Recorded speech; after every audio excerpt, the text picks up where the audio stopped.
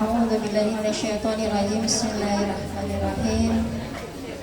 Assalamualaikum warahmatullahi wabarakatuh. Innal hamdalillah nahmaduhu wa nasta'inuhu wa nastaghfiruhu wa na'udzu billahi min shururi anfusina wa min sayyiati a'malina may yahdihillahu fala mudilla lahu wa may yudlilhu fala hadiya lahu.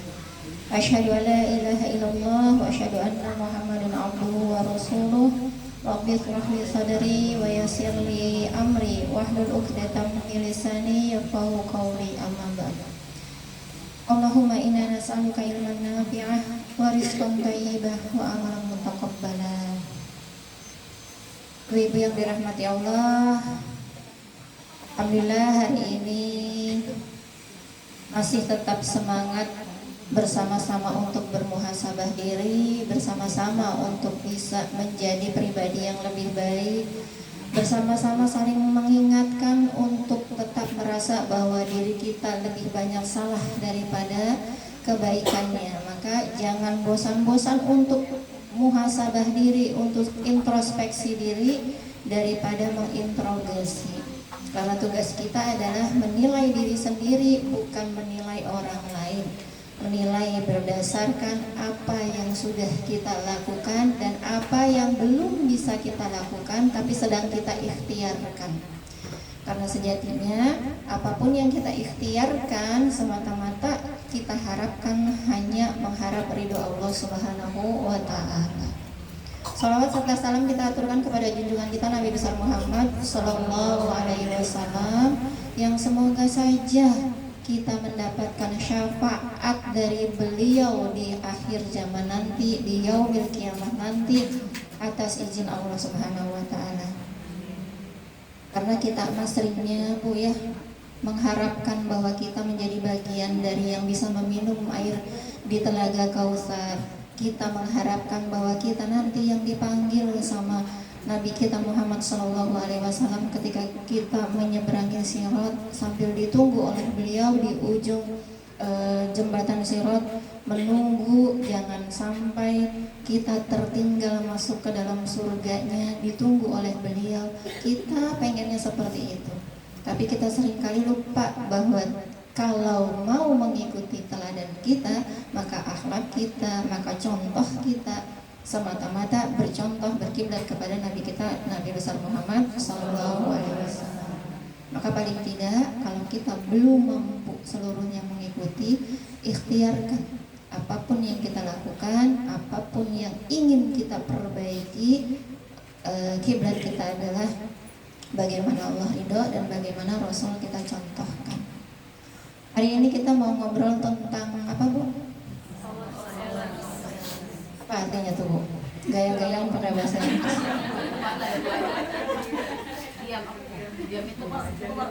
Kekuatan diam. Maka mari sama-sama kita diam dulu. Diam itu emas katanya, Masya Allah. Seringkali kita kalau perempuan ya Bu disuruh diem makanya susah ya. Karena melek mata aja udah maunya nyerocos katanya. Tapi dari mulut perempuan lah sesungguhnya banyak kebaikan yang bisa kita sampaikan. Kebaikan kepada anak kita, kebaikan pada pasangan kita, asal yang keluar dari omongan kita adalah omongan yang baik-baik, omongan yang lebih banyak doanya daripada ngeluhnya.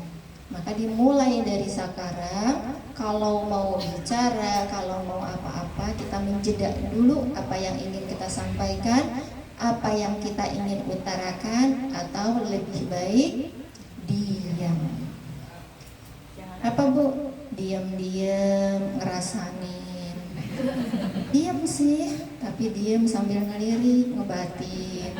Diam sih, diam. Itu perempuan ya, kan kebanyakan, bukan kebanyakan, tapi insya Allah di sini mah enggak. Saya ngomongin orang kampung sono.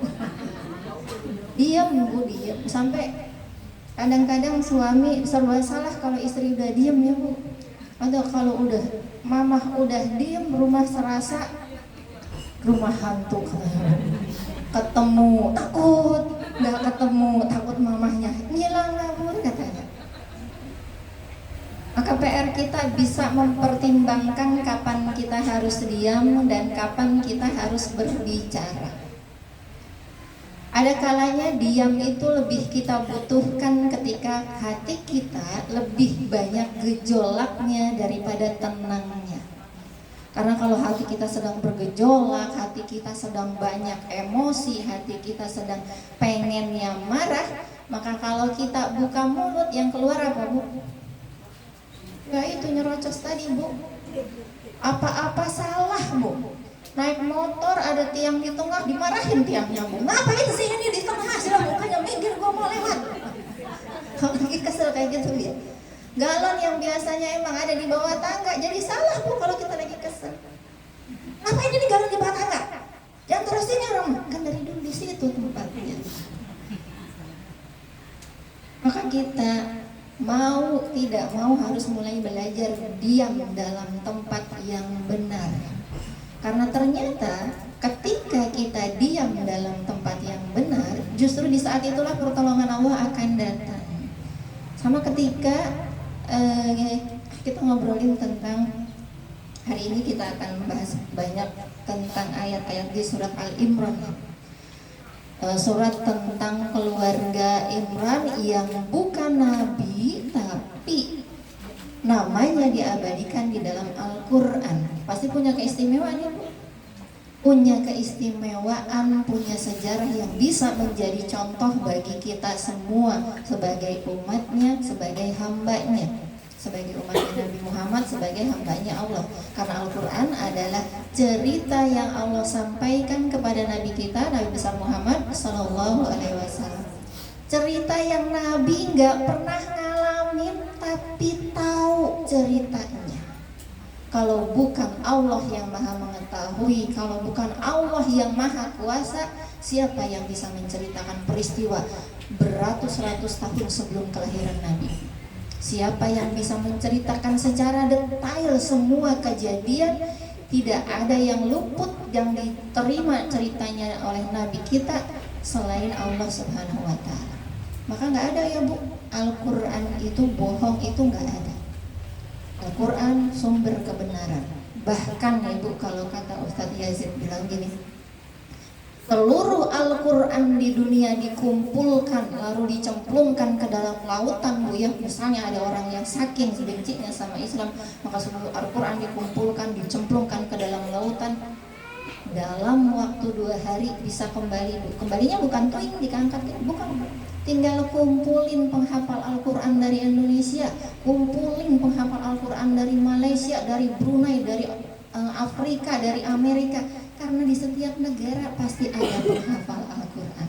Cara Allah menjaga kemurnian Al-Quran. Bahkan kadang kalau ada Al-Quran yang salah, cetak aja, Bu ya.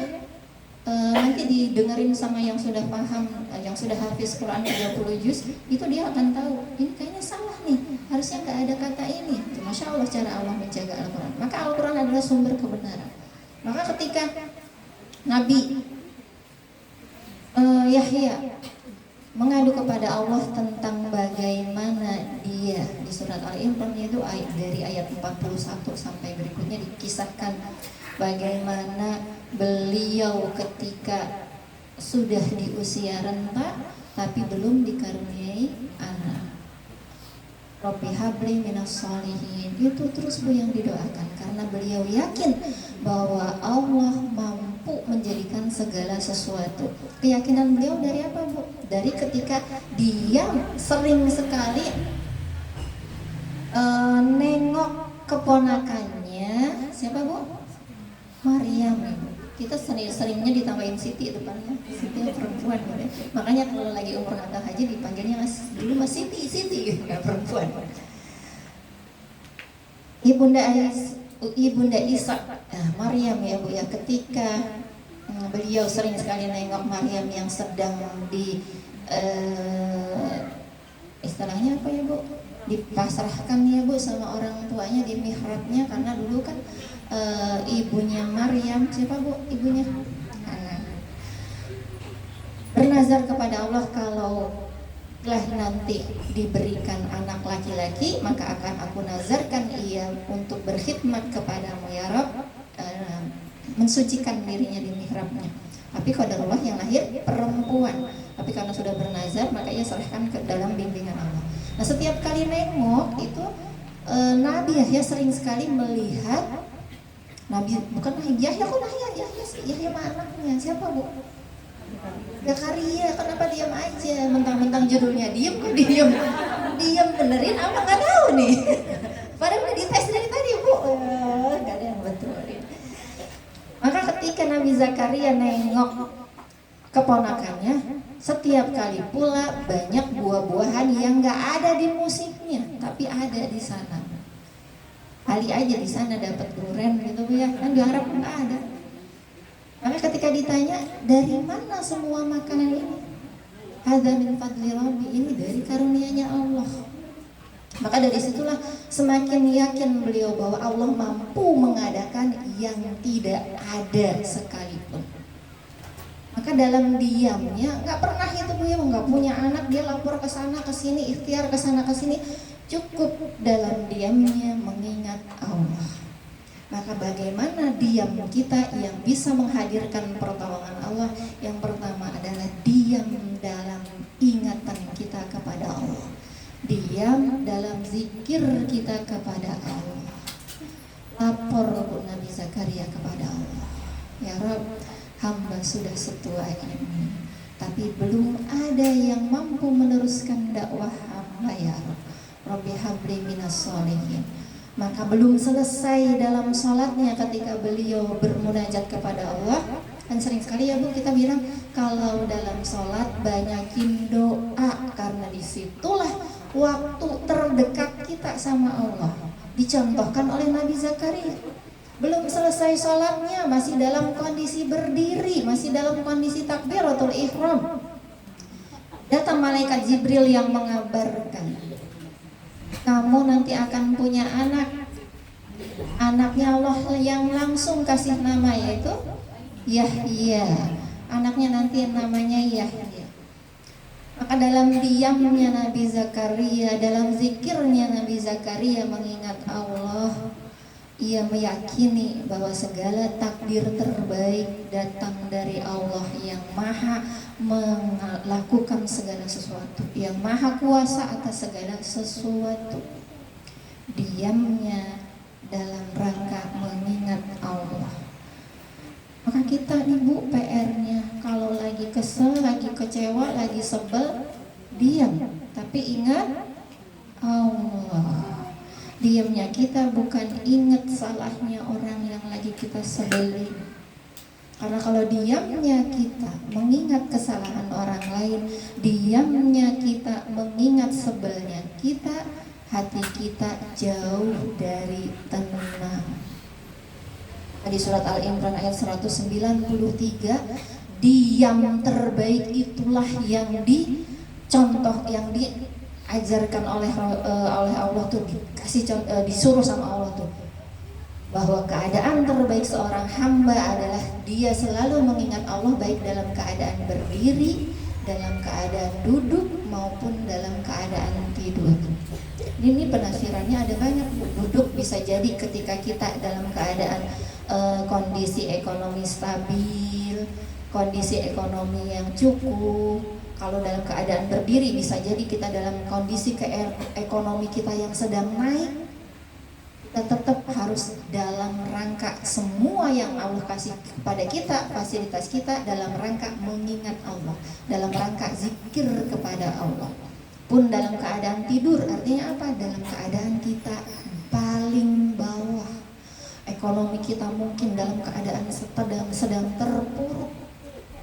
Maka kondisi itu kondisi di mana kita terus mengingat Allah, bukan mengingat bagaimana kita harus segera keluar dari kondisi ini. Yang utama ingat Allahnya dulu. Maka diingetin sama Nabi Zakaria, hal apapun yang sepertinya mustahil, Kalau apa-apa kembalikan kita kepada Allah. Kalau apa-apa kalau kita ingat kepada Allah, dalam keadaan duduk, dalam keadaan berdiri, dalam keadaan tidur. Tidur itu kan diam ya Bu ya, tapi disuruhnya ingat sama Allah. Dalam keadaan duduk pun Bu ya, nggak selamanya duduk itu kita banyak ngomong ya Bu. Kecuali saya nih duduk banyak ngomong di sini. Duduk pun kita disuruh mengingat Allah. Maka kalau sudah terbiasa hati kita mengingat Allah ya Bu, pergi jalan-jalan kemana ya Bu, oh pada nyanyi-nyanyi atau apa, tetap Bu kita nikmati dulu, menikmati lagunya, tapi geser sedikit langsung ingat Allah lagi, geser sedikit ingat Allah. Lihat apapun ingatnya Allah. Cuma melihat misalnya Bu anak kecil yang pinter lari-lari ke sana ngomong banyak aja, nanti ingatnya Allah. Bisa bikin kita ya Allah, Allah tuh luar biasa ya Bu. Bahkan anak sekecil itu aja udah ceriwis, udah bisa ngingetin kita sholat, bisa ngingetin kita mamah jangan marah-marah, misalnya seperti itu luar biasa. Jadi dalam kondisi apapun ingat kepada Allah. Karena kalau kita ingat Allah, jadinya apa? Ingat bahwa kita sedang diawasi, bahwa kita sedang mencari bekal untuk menghadap Allah.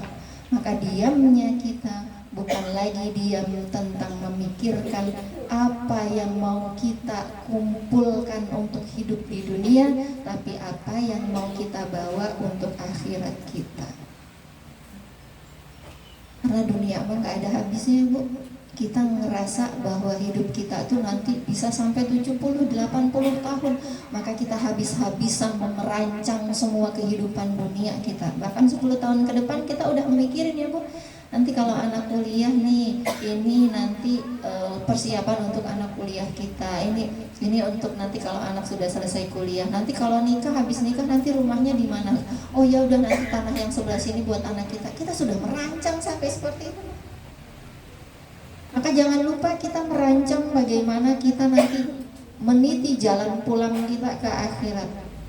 Karena syarat mati nggak harus tua, bisa jadi yang muda duluan yang dipanggil, bisa jadi yang sepuh duluan yang dipanggil. Kemarin saya ngobrol sama seseorang, saya tanya, sudah siap belum kalau Allah panggil? Dia jawabnya mantep Bu, udah. Ya masa Allah, sudah yakin amalnya udah banyak? Udah, semuanya udah pernah haji, udah pernah umrah, sedekah jalan terus, kurban setiap tahun, udah, mau apa lagi?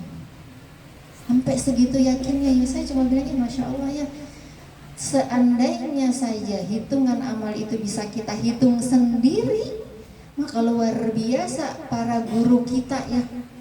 Guru kita mungkin udah bingung ya mau ngapain. Aduh ya Allah, aku udah semua nih ya Allah. Apalagi para pejuang di Palestina ya, yang setiap detik adalah menjemput syahid buat mereka. Kalau mereka mah ini saya rindu ya Allah, saya rindu pulang dalam keadaan syahid ya Allah. Lah kita Bu, lah saya, bukan kita, lah saya. Ya kadang-kadang masih gampang marah, yang kadang-kadang masih gampang cemburu, yang kadang-kadang masih gampang iri lihat hidup orang lain. Kayak gitu ngerasa udah siap, yakin amalnya cukup. Padahal kalau kita bergantung pada amal kita untuk merindukan surga, nggak ada seberapa. Karena kan masuk surga mah karena ridho dan rahmatnya Allah. Maka mencari ridho dan rahmatnya Allah adalah lewat akhlak kita, lewat bagaimana kita memperbaiki diri kita untuk pantas diridhoi Allah. Kemudian diam yang kedua, diam yang gimana? Diam yang berserah kepada Allah Subhanahu wa Ta'ala. Diam yang berserah itu ketika kita sudah memasrahkan semua urusan kita kepada Allah. Bahkan kan kata Nabi ya Bu, urusan sendal putus aja lapor sama Allah. Jadi gimana lapornya? Apakah kita langsung sholat terus lapor? Enggak, kalau kita mah sekarang udah dibiasakan ngobrol sama Allah ya. Jadi apapun itu ngobrol sama Allah. Kan Allah mah Bu meliputi seluruh alam. Jadi Allah mendengar kita dimanapun kita berada. Bahkan kita yang baru berprasangka saja Allah udah tahu. Maka sering-sering ngobrol sama Allah kalau ada apa-apa. Mau keluar motor mogok, tiba-tiba kempes. Ya Allah, ini pasti takdir terbaikmu ya Allah. Mungkin hari ini jatah sedekah hamba kepada tukang bengkel. Maka mudahkan ya Allah, mudahkan, sehatkan, nuntun sampai sana. Maka kalau ketemu Bu di jalan, melihat orang dorong-dorong mobil, melihat orang dorong-dorong motor, banyakin doa, doain. Sekarang kalau lihat apa-apa banyakin doa ya Bu. Diemnya ngedoain, bukan diemnya ngebatin. Kalau dulu misalnya Bu, ada kita ngelihat orang dorong-dorong motor, motornya udah tua gitu ya Bu ya, pantas aja mogok, udah motor tua. Sekarang udah nggak ada tuh keluaran tahun berapa, kita pakai poknya yang dikeluarin ya. Honda bebek Bu, Honda bebek yang udah kayak bebek banget. Kalau pergi ke daerah kampung masih banyak yang bunyinya kalau di starter masih ada. Kalau mogok dulu sebelum tahu ilmunya, ngelihatnya gitu, ya pantas aja sering mogok, motor tua, orang mah ganti kayak. Ya kalau ada duitnya mungkin ganti ya Bu, maka ganti dengan doa. Ya Allah, semoga Kau mudahkan urusannya dan Kau gantikan dengan kendaraan terbaik darimu untuk jihadnya buat keluarga. Sama ya Bu ngelihatnya, tapi beda efeknya. Maka banyakin doa. Kalau lihat status temen Bu, serahin sama Allah apa yang kita rasa. Jadi kalau lihat status temennya lagi pergi ke Eropa, jalan-jalan melulu, padahal emaknya lagi sakit tapi dia mau jalan. Jangan Bu, kalau saya udah gini Bu, ngelihat status temen yang pergi ke luar negeri kemana-mana, itu hati ikut senang karena gini ngerasa, sebentar lagi saya ke situ. Saya seringnya gitu Bu. Ya Allah, semoga nih mereka perjalanannya sehat selamat dan sebentar lagi saya Engkau izinkan ke situ. Gitu Bu kalau ngelihat. Jadi jangan karena ngelihat nanti daripada saya sakit hati buku jadi saya haid aja. Kan malah bisa jadi kita belum pernah ke Singapura ya Bu. Ngelihat statusnya, di Singapura ternyata ada ini. Jadi kita bersyukur bisa lihat dari statusnya dia. Melihat teman kita banyak kebunnya Bu, panen kecapi, panen cabai, sama ini. Masya Allah, alhamdulillah ya Allah luar biasa memberikan nikmat kepadanya. Insya Allah nanti saya juga bisa seperti itu. Maka modal saya Bu, modal saya tuh doa. Sering melihat apa-apa, modal saya diem tapi doa. Modal saya diem tapi serahin sama Allah Bu. Jadi kalau melihat apa-apa nikmat dari orang lain bukan begini. Ya iyalah dia bisa beli itu, orang dia suaminya direktur. Padahal belum tentu ya. Kan rezeki orang kan beda. Maka kalau melihat orang, statusnya orang penuh kenikmatan, doain Bu kebaikan buat orang itu. Biar nanti apa Bu? Biar nanti malaikat bilang apa Bu? Demikian juga untuk kamu. Coba kalau kita ngedoainnya jelek, kalau kita diem tapi kesel, kalau diem tapi kita rungsing bulu, nanti malaikat juga gitu kan. Demikian juga untuk kamu. Maka diam kita adalah diam menyerahkan seluruh urusan kita kepada Allah. Pun sama ketika Allah takdirkan kita kesel banget sama pasangan yang susah dibilangin, kita kesel banget sama anak-anak yang tadi katanya aduh susah Bu kalau disuruh apa-apa, serahin sama yang punya hati. Siapa yang punya hati Bu? Allah yang membolak-balikan hati. Nanti kata Allah gini, enak banget jadi hamba ya, apa-apa serahin ke Allah. Tapi itu kekuasaannya Allah. Karena kita sudah berserah, kita ridho atas semua ketetapan dari Allah, nanti Allah yang akan atur. Bukan karena kita memilih pasangan kita sehingga kita bisa seperti sekarang. Bukan karena kita kerjaan kita yang luar biasa sehingga Allah mudahkan segala urusan ekonomi kita. Bukan. Tapi karena Allah pantaskan kita, ketika kamu diberikan banyak kebaikan, insya Allah lewat kebaikan yang Allah berikan, ada kebaikan yang bisa kamu bagikan kepada yang lainnya. Coba Ibu ngerasa nggak Bu, kalau Ibu memberi nanti justru akan datangnya lebih banyak dari yang kita beri. Jangan hitung-hitungan, tapi ya hari ini saya ngasih orang 100.000, apalagi hari Jumat gitu ya. Katanya kalau kita sedekah akan tumbuh 7 batang. Setiap 7 batang itu akan tumbuh 700 ya Bu ya. Jadi dihitung 100 kali 700, nah sebentar lagi dapat 7 juta. Hitungan matematikanya Allah tuh nggak begitu. Hitungan matematikanya Allah itu justru akan Allah kembalikan kepada kita sesuai dengan yang kita butuhkan, bukan yang kita mau, tapi yang kita butuhkan. Saat kita perlu, Allah penuhi. Tapi lewat apa tadi? Lewat ikhtiar kita, dalam selalu kita mengingat Allah, selalu kita berserah kepada Allah. Dalam diam kita menyerahkan seluruhnya kepada Allah Subhanahu wa ta'ala. Karena kan janji Allah apa? Kalau kita sudah tenang, kalau kita sudah menyerahkan seluruhnya sama Allah, Allah nanti yang akan meridhoi kita. Ya ayatuhan nafsul mutmainnah, irji'i ila rabbiki radiyatan mardiyah. Wahai jiwa yang tenang, irji'i, kembali kepadaku, kembali kepada keridhoanku dalam keadaan ridho dan diridhoi. Maka ridho dengan segala ketetapan Allah yang Allah berikan.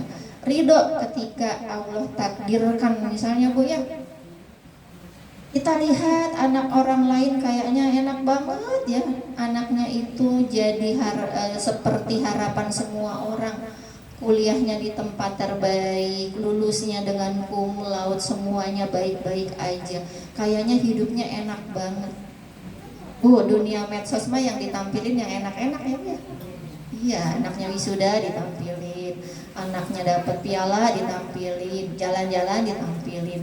Ada nggak yang pernah yang nampilin lagi berantem sama suami? Ada nggak yang lagi marah-marah di videoin sama anaknya terus diupload sama kita sendiri? Enggak. Semua dunia medsos tuh dunia pencitraan. Setiap rumah tangga ada ujiannya masing-masing. Setiap kita sedang diperjalankan dalam ujian masing-masing. Dan Allah tahu kita mampu. Karena kita tidak akan diberi ujian kalau kita nggak mampu. La yukallifullahu nafsan illa wus'aha. Allah tidak akan beri ujian kalau kita nggak mampu. Maka kalau sedang ada ujian, kita disuruh apa? Tenang tuh. Udah tahu sekarang Mbak Yuli ya. Kalau lagi ada ujian suruh tenang katanya. Kan guru juga bilang gitu ya, harap tenang sedang ada ujian. Jadi tenang dulu, ingat Allah dulu, berserah dulu dalam diamnya kita. Maka nggak perlu banyak cerita kepada manusia ketika hati kita lelah dengan keadaan kita. Gak perlu banyak cerita, umbar ke cerita kesana kemari, karena belum tentu yang mendengar cerita kita berempati atau memberikan jalan keluar. Bisa jadi ada yang nyukurin. Lagian sih dibilangin gak percaya, udah tahu dia mah kayak gitu. Aku bilang juga dari dulu. Akhirnya bukannya cari jalan keluar, akhirnya malah disalahkan. Maka tenangkan hati dalam keberserahan diri kita kepada Allah. Kalau udah berserah, jangan setengah-setengah. Kalau kita udah berserah sama Allah, jangan udah bismillahi tawakkaltu 'alallah tapi belakangnya pakai tapi. Ya Allah, hamba memasrahkan semua urusan hamba kepadamu ya Rabb. Hamba gak tahu lagi gimana ya Allah menghadapi suami hamba ya Rabb. Maka tunjukkan kepada hamba ya Rabb yang benar itu benar agar hamba bisa mengikutinya, dan yang salah itu salah agar hamba bisa menjauhinya. Tapi ya Allah, kalau boleh tolong kasih ujian itu biar dia sadar ya. Jangan pakai tapi. Kadang-kadang gitu, kalau dia belum keprosok kayaknya belum sadar. Itu kan maunya kita ya. Jangan pakai tapi kalau sudah berserah. Niatkan apa yang kita lakukan semata-mata karena kita mengharap ridhonya Allah. Jadi gak mikirin sebelahnya kita. Sebelahnya kita itu entah orang tua kita, entah pasangan kita atau anak kita. Karena kalau kita berharap bagaimana pasangan kita, bagaimana anak kita, yang ada nanti kita kecewa. Maka udah fokus ke diri kita dulu, nanti biar Allah yang membolak-balikan hati orang-orang yang ada di sekitar kita. Ibda binafsi, mulai dari diri sendiri dulu. Gak ada yang rugi kalau kita gak ditemenin, asal Allah masih menemani. Gak ada yang rugi kita sendiri, asal sendiri kita bersama Allah. Kalau kehilangan teman, kehilangan sahabat yang misalnya dulu akrab, ternyata tidak membawa kebaikan bagi hati kita, maka nanti Allah akan gantikan dengan yang baik. Jangankan cuma sahabat ya Bu, suami istri aja kadang sama Allah gitu kan. Ketika sudah berusaha sampai di titik sabarnya beliau ya Bu, akhirnya Allah tunjukkan banyak kebenaran agar dia memutuskan mau bertahan dalam segala perjuangan dia, atau menyudahinya agar tidak terjadi mudarat. Bahkan seperti itu. Yang pasangan suami istri aja bisa dipisahkan untuk mendapatkan yang lebih baik. Apalagi sekedar sahabat, apalagi sekedar circle ya Bu. Jangan khawatir. Juga bukan berarti kita merasa bahwa kita paling benar, bukan. Kita mah tempatnya salah. Kita mah salah Bu, dari bangun tidur aja kadang-kadang ya Bu ya, lupa untuk bersyukur dulu. Bangun tidur udah mikirin repotnya hari Senin. Aduh kalau Senin mah macet nih, biasanya kudu bangun lebih pagi nih. Makanya dari malam udah mulai iris-iris buat nanti tumis-tumis gitu. Luar biasa ibu-ibu multi talent banget, hingga akhirnya lupa menikmati hari yang Allah berikan, lupa dalam keadaan bangun tidur memberikan respon tubuh terbaik untuk hari ini. Padahal Bu, respon tubuh yang kita berikan baru bangun itu mempengaruhi satu harian. Maka kalau dari bangun tidur, senyum, merasa bersyukur hari ini Allah masih berikan kita izin dibangunkan. Walaupun sakit Bu kepala, kadang-kadang saya gitu ya Bu, kalau lagi migrain Bu, di bawah tidur ternyata nggak sembuh. Bangun tidur tuh yang namanya migrain ya Bu, buat gerak sedikit sakit ya Bu, celut kayak gitu. Kalau saya ngebayangin kalau kepalanya dibelah, di dalamnya ada bisul yang mau pecah, itu rasanya migrain Bu ya. Tapi saya seringnya gini Bu, duduk ya Allah, alhamdulillah migrainnya cuma di kepala. Coba kalau di seluruh sendi saya, bingung saya kan. Alhamdulillah kan. Maka apapun yang kita rasa, banyak bersyukurnya daripada mengeluhnya. Bukti keberserahan kita kepada Allah adalah salah satunya lebih banyak mensyukuri apapun yang ada di diri kita dan lingkungan kita daripada berkeluhnya. Karena artinya apa Bu? Kan kita sudah terserah Allah mau ketemunya kayak gimana. Hari ini sudah kita mulai dengan syuruk kita, dengan istikharah kita. Terserah Allah mau hadirkan peristiwa apa ke dalam kehidupan hamba ya. Mau direkam ya. Maka nikmati selagi Allah masih takdirkan kita membersamai hari-hari yang Allah izinkan kita menjalaninya. Nikmati apapun yang Allah beri. Jangan fokus pada apa yang tidak kita dapatkan. Karena kalau kita fokus sama yang gak kita dapetin, kita lupa untuk bersyukur dengan apa yang kita punya. Padahal Allah lebih banyak pemberian atau yang diambilnya Bu? Banyak yang diberinya. Tapi kenapa kita lebih fokus kepada yang diambil? Karena yang diambil itu, yang kita rasa itu punya kita. Padahal kita gak punya apa-apa ya Bu. Kita lahir juga telanjang. Kalau gak dipakein pakaian sama orang lain, kita gak bisa pakai. Pun ketika kita dipanggil oleh Allah, kita nggak bisa memakai apapun yang kita kumpulin.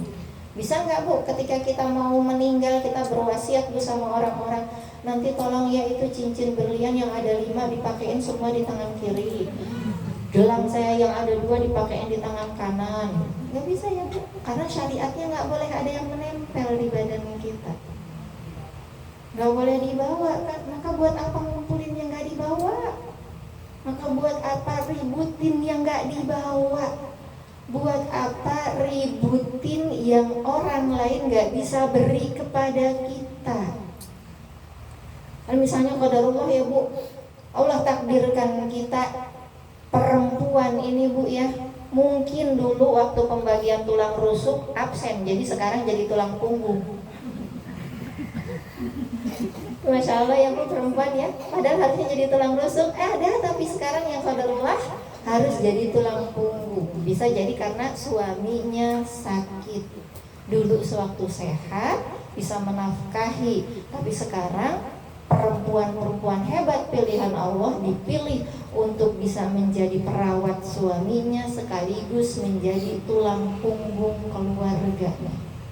Atau yang karena jodohnya cukup sampai di sini, kemudian Allah pisahkan dengan kematian, Allah pisahkan dengan kehidupan yang lain, kehidupan masing-masing. Maka perempuan hebat ini Allah kuatkan untuk menjadi tulang punggung keluarga. Maka jangan berfokus pada apa yang orang lain beri, tapi fokus pada apa yang bisa kita lakukan. Karena kalau kita ngarep ini Bu ya, saya sering kali dapat curhatan Bu, boro-boro Bu buat sekolah anaknya, ingat buat ngasih makan anak aja dia lupa Bu. Itu kalau yang ditinggal menikah lagi misalnya Bu. Tapi saya mah udah ikhlas Bu. Alhamdulillah Allah kasih rezeki dari mana aja, Allah cukupkan kebutuhannya. Dulu waktu masih merasa khawatir, itu kayaknya hidup susah, nanti gimana anak-anak, nanti gimana sekolahnya, anak saya masih panjang perjalanannya, belum dilewati sudah khawatir. Padahal rezeki siapa yang ngatur Bu? Padahal yang maha kaya itu siapa Bu? Kita tahu Allah yang beri, tapi kita enggak yakin, maka kita belum berserah. Maka seringnya diamnya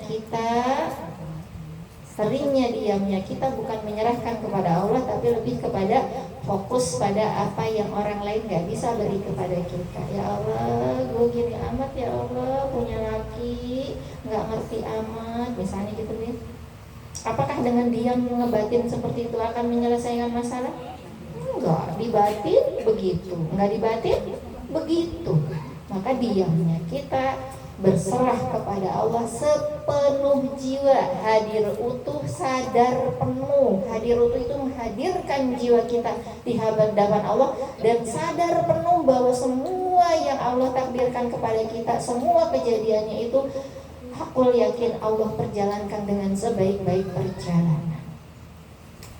Ibu, untuk mengingatkan betapa Allah itu punya banyak sekali kekuasaan, punya banyak sekali hal-hal yang di luar logika kita, sambil mengingatkan kita berasmaul husna dulu ya Bu. Ingat-ingat lagi, biar nggak terlalu berlarut-larut juga ngebayangin ini Bu.